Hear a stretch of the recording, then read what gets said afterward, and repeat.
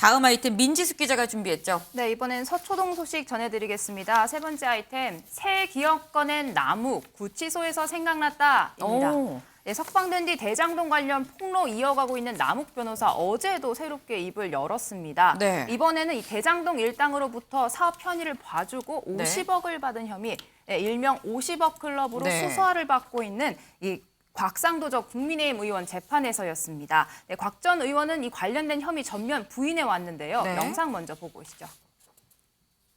이제 50억 클럽 명단에도 실명이 거론되고 있는데 이에 대한 어떻게 생각하세요? 50억 클럽에 지금 이제 50억 클럽이 오랫동안 얘기가 됐는데 지금 현재 그 문제가 되는 건 저밖에 없지 않습니까? 나머지 그 거론된 사람들에 대해서는 지금 다 검찰이 지금 면죄부를 주는 방향으로 지금 가고 있지 않습니까? 그러면 그 50억 클럽이라고 하는 게 실체가 있냐? 이 얘기를 할 수 있는지 저는 그것도 의문입니다.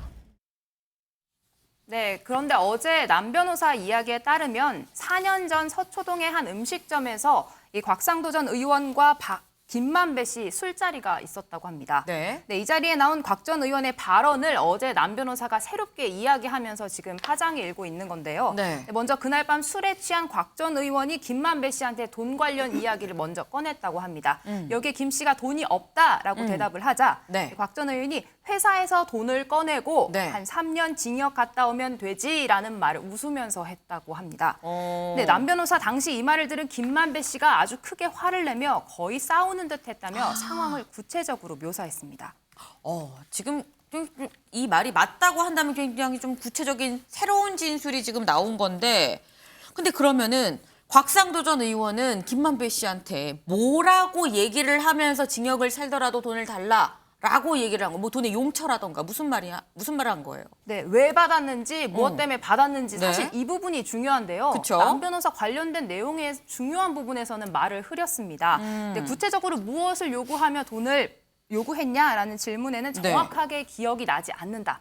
이렇게 답변을 했다는데요. 혹시 기부 좀 하라는 이야기는 아니었냐 이런 변호인의 질문에도 그건 또 모르겠다. 또 당시 구체적으로 액수를 이야기했느냐라는 이런 질문에도 그렇지는 않았다 하면서 답변을 조금 회피하는 모습을 보였습니다. 네, 일단 이런 남욱 변호사의 새로운 진술의 당사자들의 얘기를 또 들어봐야 될 것 같은데 곽상도 전 의원과 김만배 씨 모두 이 말도 안 되는 이야기다라면서 강하게 반발을 했습니다. 일단 곽 전 의원은요.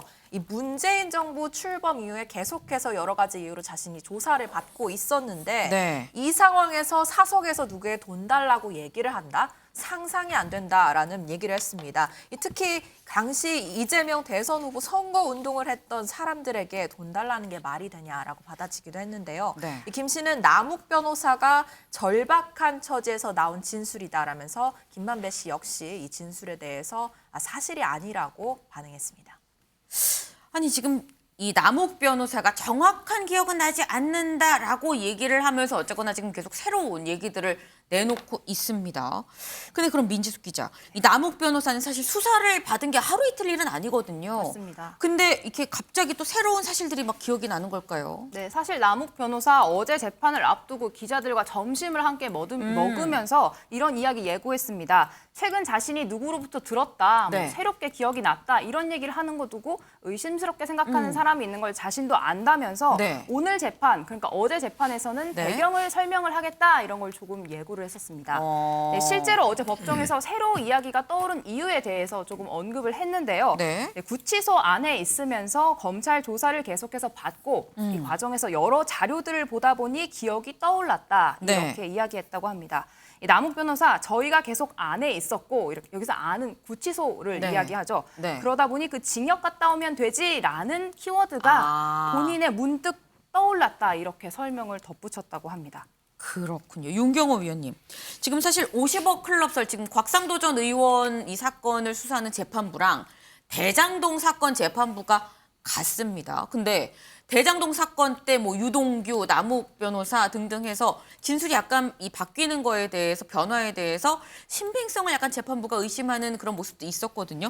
지금의 이런 새로운 진술도 신빙성 어떻게 보십니까? 형사 사건에서 증언의 일관성, 이걸 재판부는 가장 따지죠.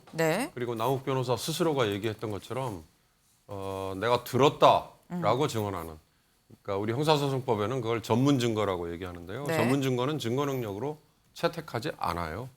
그걸 본인도 알고 있을 거예요. 재판부는 이미 그걸 간파하고 있고. 네. 저는 대장동 일당 4인방은 두 가지가 있을 겁니다. 하나는 자기들이 먹은 돈을 지키는 거. 네. 또 하나는 형량을 어떻게 하든 줄이는 거. 그래서 저는 앞으로 저들이 누구에겐가 유리한 증언을 해주고 네. 검찰이 공소 내용을 과연 변경을 하느냐 안 하느냐 그걸 지켜보는 게 관건일 것 같아요. 이 검찰의 공소장 변경 여부를 또 주시를 해봐야 된다는 말씀을 주셨습니다.